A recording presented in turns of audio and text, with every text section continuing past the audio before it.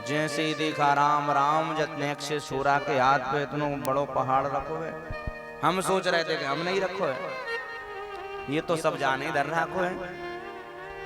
सारे ब्रजवासी लेट गए साष्टांग दंडवती में, ये हमारा कृष्ण ना होए, ये तो कोई मायावी देवता लगता है, हमारा कृष्ण इतना बलशाली कैसे हो सकता है? जिस कृष्ण के साथ हम खेले हैं वो हमसे ज्यादा बलशाली कैसे हो जाएगा हमारा मित्र होके?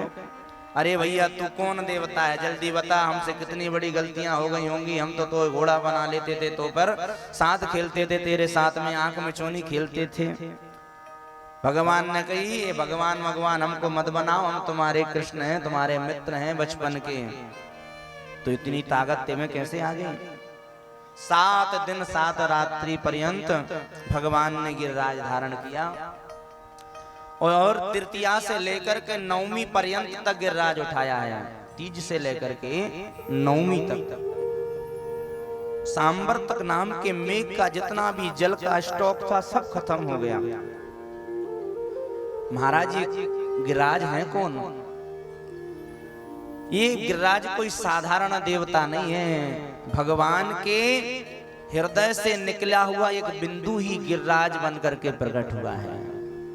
और यह बिंदु द्रोणाचल का बेटा बनकर के गिरिराज के रूप में इन्होंने अपना ख्याति प्राप्त की है।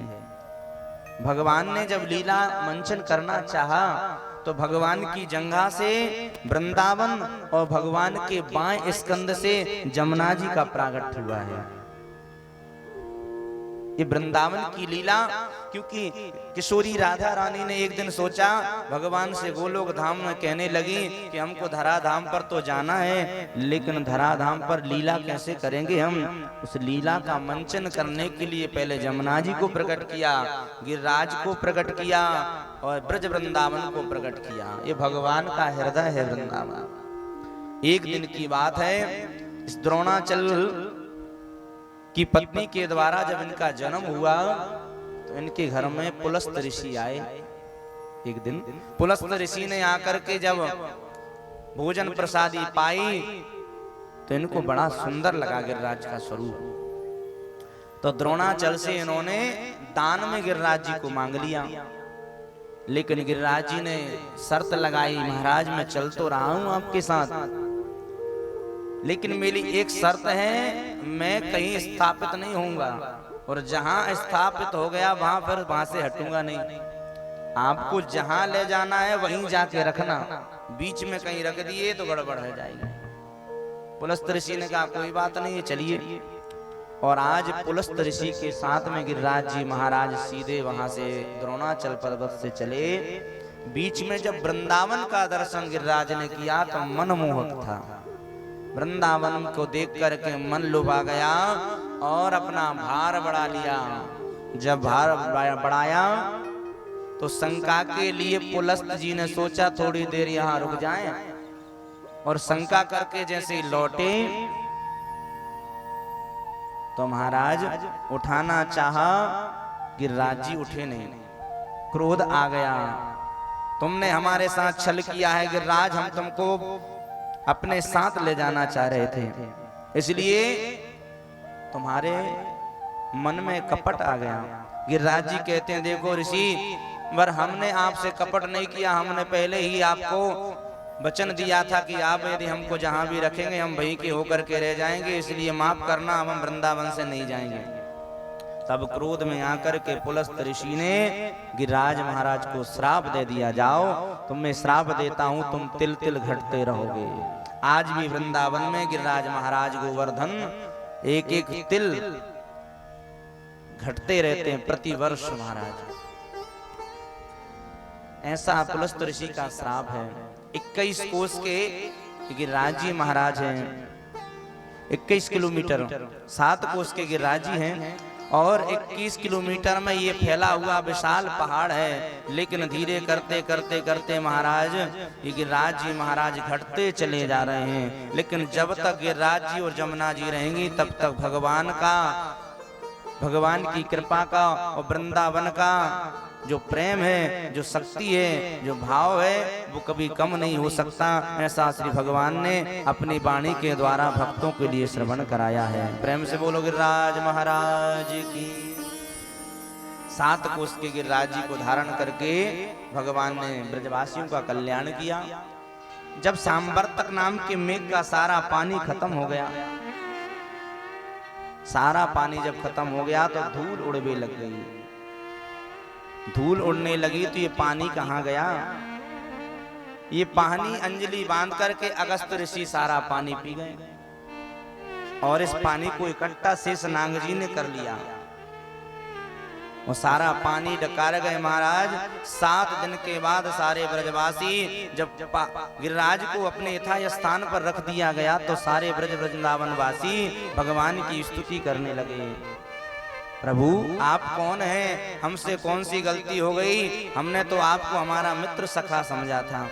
भगवान ने कहा देखो भैया, हम तुम्हारे मित्र ही हैं, हम तुम्हारे कृष्ण ही हैं। ये तो आपके खिलाने से हम में ताकत आ गई और हमारे देवता ने हमको एक वरदान दिया है, तू जिसकी ओर देखेगा उसकी सारी शक्ति तुझ में आ जाएगी। इसलिए हमारे देवता को वरदान का मांगो, हम कोई देवता ना है, हम तो तुम्हारे कृष्ण ही हैं। कछु माखन को बल बढ़्यो, कछु गोपिन करी सहाय, राधे जू की कृपा सो मैंने गिरवर लियो उठाए। कछु माखन को बल बढ़्यो, कछु गोपिन करी सहाय। कछु गोपांगनाओं ने भी तो सहायता दी आप सभी ने, और राधा जी की कृपा से मैंने गिरवर लियो उठाया। राधा रानी कोई स्त्री का नाम नहीं है, राधा साक्षात भगवान की प्राणाधार है, भगवान की आह्लादनी शक्ति है। इसलिए राधा रानी यदि नहीं होती तो भगवान के प्राण भी नहीं होते हैं। राधे के बिन श्याम है आधे, कहते राधे श्याम, और जन्म जन्म के भाग्य जगा दे एक राधा को नाम। राधा कहने से समस्त बाधा मिट जाती है। जो निरंतर राधा राधा राधा राधा राधा कहता है तो उसका प्रेम की धारा भगवान के चरणों में जाकर के रुकती है। जब आप राधा राधा कहेंगे तो धारा धारा अपने आप निकलने लगेगा।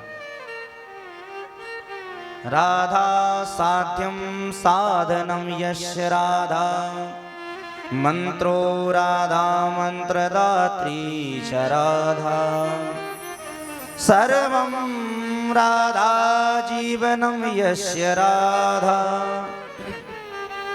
राधा राधा वाचिकं तस्य शेषम। राधा भगवान की है लाडली शक्ति। वृंदावन में कोई हॉर्न नहीं देता अपने वाहनों को, कोई हॉर्न नहीं बजाता है। जब भी बजाते हैं राधे राधे राधे राधे, और राधे राधे कहने से ही रास्ता मिल जाता है। ऐसा वृंदावन की पावन लीला है। सुखदेव जी महाराज कहते हैं आज भगवान ने इंद्र का भी मान मर्दन किया। जब इंद्र को पता चला कि कोई साधारण बालक नहीं है, साक्षात भगवान का अवतार है, इसलिए आज कामधेनु गाय को लेकर के आया और भगवान ने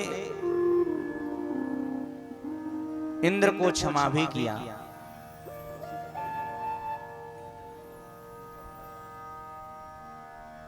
भगवान ने जब इंद्र को आते देखा तो इंद्र ने क्षमा मांगी और कामधेनु गाय के दुग्ध से आज भगवान का दिव्य अभिषेक किया। अभिषेक जैसे किया तो सुंदर भाव से आज इंद्र भगवान की स्तुति कर रहा है। आइए 10 श्लोकों में स्तुति करी है, हम सभी लोग भी एक स्तुति का आनंद लें। बेसोदसत्वं तव दाम शांतम, बेसोदसत्वं तव दाम शांतम,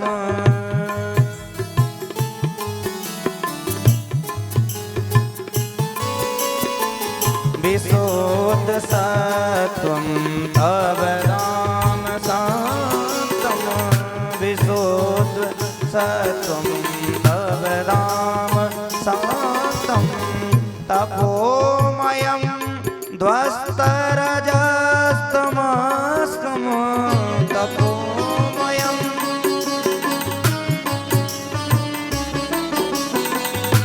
मायामयोऽयं गुणसम्प्रवाहो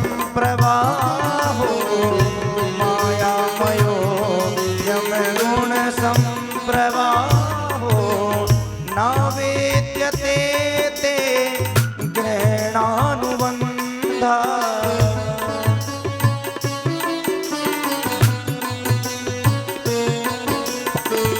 विशुद्ध सत्वं तव राम शान्तम्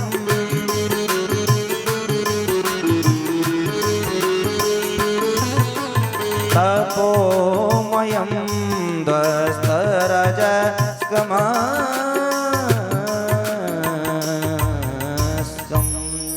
आज इंद्र ने कहा, हे परमात्मा, आप ही कृष्ण बन करके आए हो, विशुद्ध सत्व हो। आप जैसे परमपिता परमात्मा के चरणों में मेरा बारंबार प्रणाम है।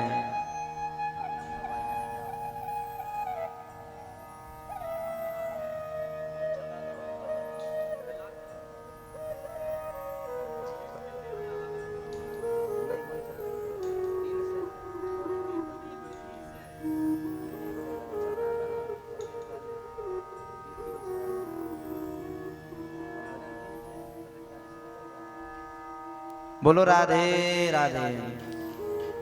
सुखदेव जी महाराज कहते हैं, हे परमपिता परमात्मा, विशुद्ध सत्वम तब धाम शांतम। आप सत्व रज और तम गुणों से भी परे हैं। इस इंद्र जैसे दास को आप क्षमा कीजिए। मेरे से इतना बड़ा पाप हो गया कि मैंने आपको एक साधारण बालक समझ रखा और समझ करके मैंने सांवर्तक नाम के मेघ से इन ब्रजवासियों को इतना कष्ट पहुंचाया। तपोमयम ध्वस्त रजस्तमस्कम। भगवान की जिस पर कृपा हो जाए उसके सारे अंधकार दूर हो जाते हैं, सारे पाप प्रक्षालन हो जाते हैं। बड़े बड़े योगी, बड़े बड़े संत महात्मा अमलात्मा विमलात्मा भगवान की भक्ति करते हैं, तब कहीं उनको भगवान दर्शन देते हैं। लेकिन मेरे जैसे इस दास पर आपने कृपा की और आज आपने मुझको दर्शन दे दिया। भगवान ने कहा, गम्यताम शक्रभद्रम वा। इंद्र, मैं तुम्हारी इस स्तुति से प्रसन्न हूं, तुम्हारा कल्याण हो, जाओ जा करके राज्य करो। परीक्षित जी ने प्रश्न किया, महाराज।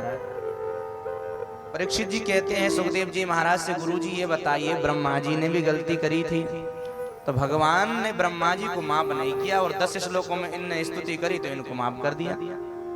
भाई ब्रह्मा जी ने 40 श्लोकों में स्तुति करी थी, उनकी तो ज्यादा थी, लेकिन इंद्र की स्तुति तो 10 श्लोकों में थी। फिर भगवान पक्षपात नहीं कर रहे हैं। सुखदेव जी कहते हैं भगवान पक्षपात नहीं करते। भगवान कहते हैं कि ब्रह्मा की स्तुति में और इंद्र की स्तुति में बहुत बड़ा फर्क है। ब्रह्मा जी ने जो काम किया था वो क्षम्य योग नहीं था। ब्रह्मा की गलती क्षम्य योग नहीं है। क्यों?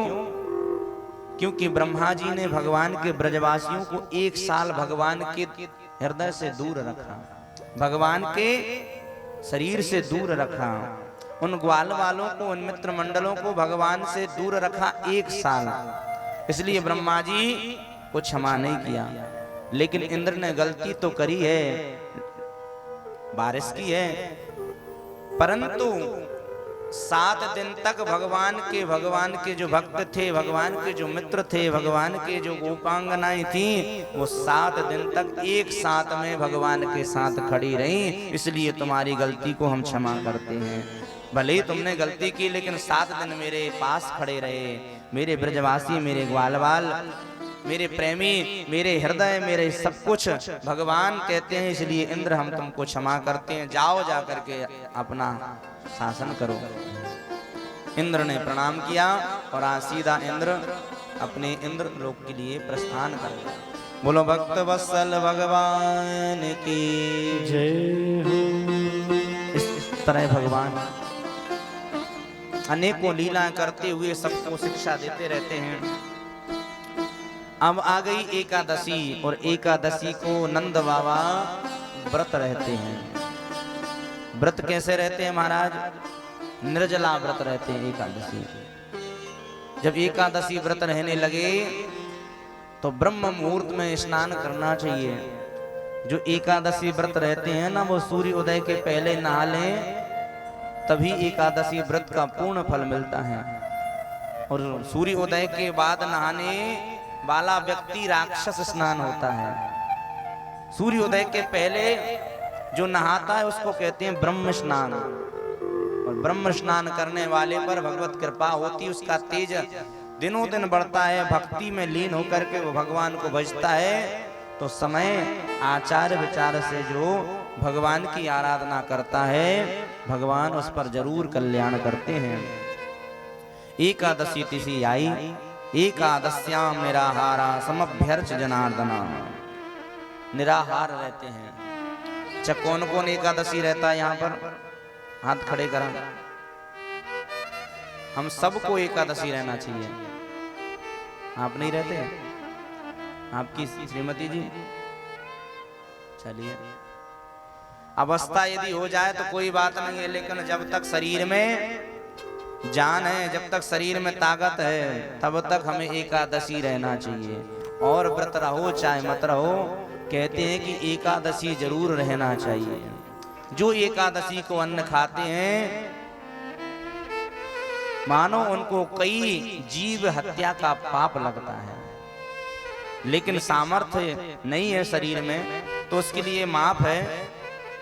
भगवान ने यदि हमको शक्ति दी है, भगवान ने हमको स्वस्थ बनाया है, तो हमको जरूर व्रत करना चाहिए। अपने जीवन में एकादशी का व्रत करके उद्यापन करना चाहिए, ऐसा शास्त्रों में वर्णन आता है।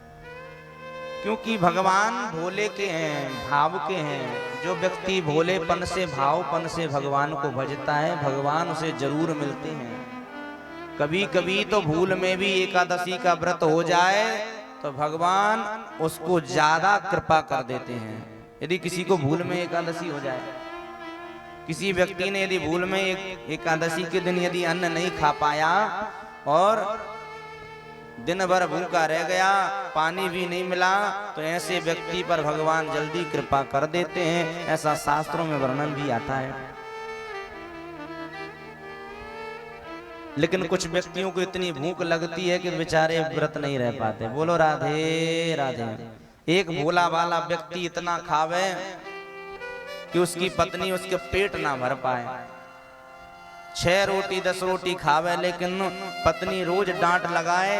एक दिन उसको गिलानी हो गई, राम राम, ऐसो भी जीवन वो काजी ना जो पत्नी मुझे खाने पर रोक लगाती है, इसलिए घर छोड़ के बेचारा भाग गया। अब जैसे घर छोड़ के भगा तो रास्ते में अयोध्या से कोई महात्मा आ रहे थे। उसने सोचा ये महात्माओं का जीवन बढ़िया है, ग्रस्त जीवन से रोज की किचकिची खत्म। मैंने सुना इन महात्माओं को खूब चकाचक टिक कर पावे को मिलते हैं, क्यों ना इन्हीं के संग हो ले। अब महात्माओं के पास वो भोला वाला व्यक्ति पहुंच गया। बोले देखो महात्मा जी, मेरा नाम भोला राम है और मेरी पत्नी से मेरी बनती नहीं है, वो मुझे खावे को ना दे। अब मुझे भूख लगे तो इसलिए तुम हमारे साथ में, हम आपके साथ में रह लेंगे क्या?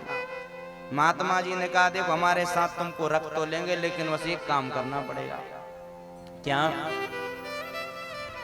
बोले भरपेट भोजन मिलेगा तुमको, लेकिन भजन करना पड़ेगा। महात्मा का तो काम ही है भजन कराना, राम राम जपना पड़ेगा। ठीक है, जप लेंगे, बस भरपेट भोजन मिलेगा ना। अरे भरपेट नहीं, और 4 पेट। अयोध्या के संतों के पास पहुंच गया। अब महात्मा जी जपे तो ये भी जपे। एक दिन की बात है कि एक दिन आ गई एकादशी। प्रेम से बोलो राधे राधे। अब जैसे एकादशी आई तो सारी रसोई ठंडी पड़ गई, सारी रसोई ठंडी पड़ी। जय हो।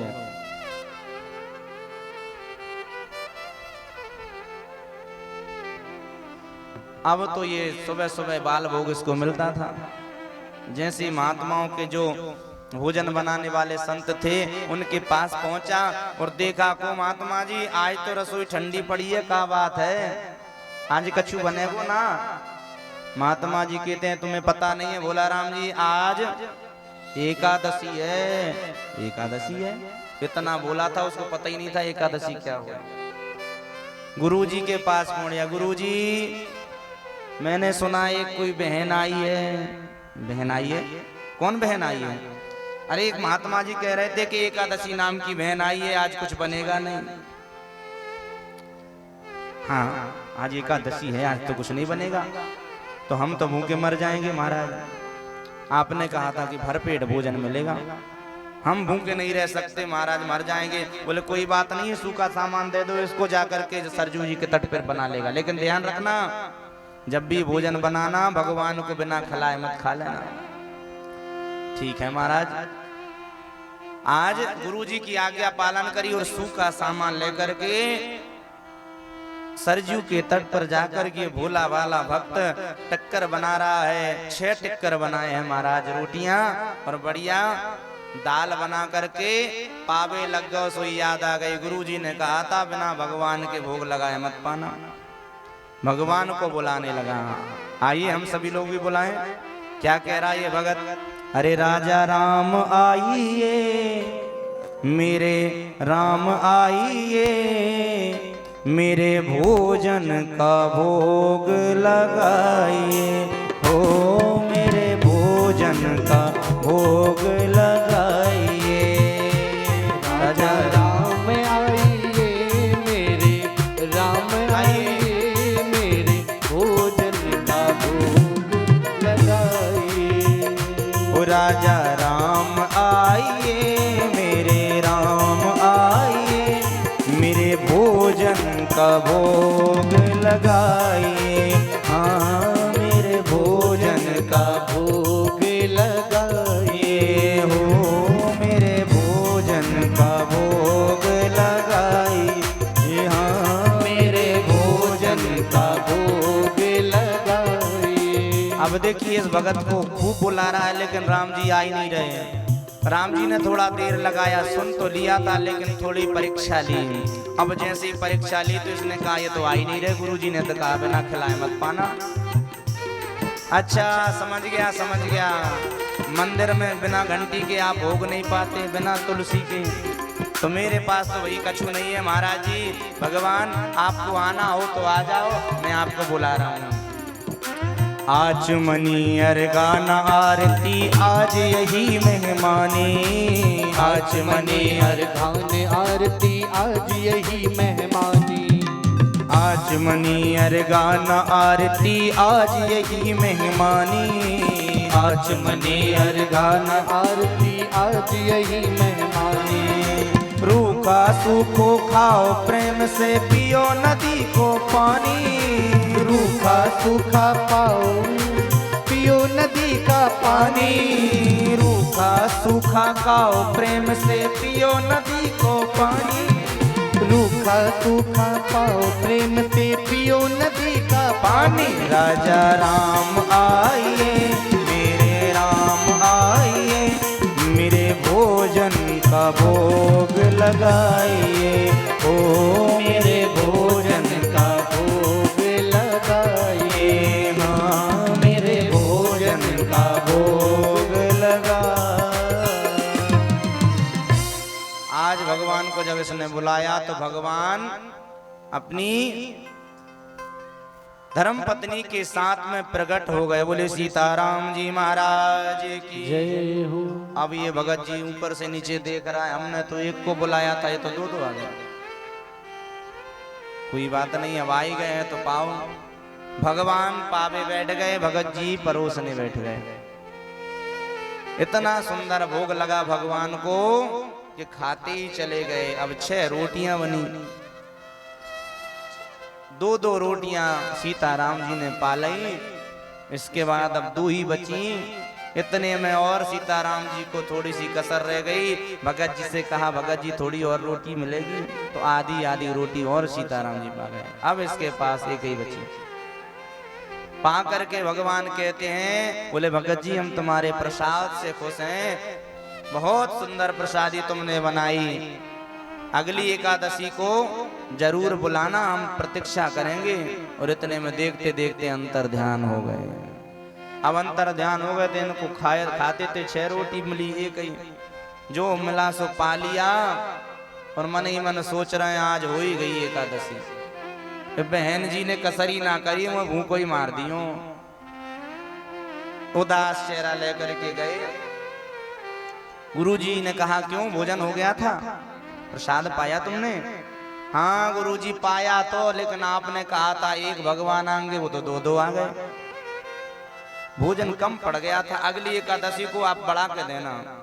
गुरुजी सोचने लगे कहीं बेचता तो नहीं है, इतना आटा दिया था मैंने, इतना सामान दिया था। तो इस बार गुरुजी ने ध्यान नहीं दिया। अब धीरे करके कुछ दिनों तक फिर रहा, और फिर आ गई एकादशी। फिर आई तो फिर रसोई बंद, ठंडी पड़ी। फिर गुरुजी ने कहा एक काम करो, इसको थोड़ा सा आटा बढ़ा दो। आटा दाल चावल जो भी था सब बड़ा बड़ा के दिया। फिर वही बन जा करके अयोध्या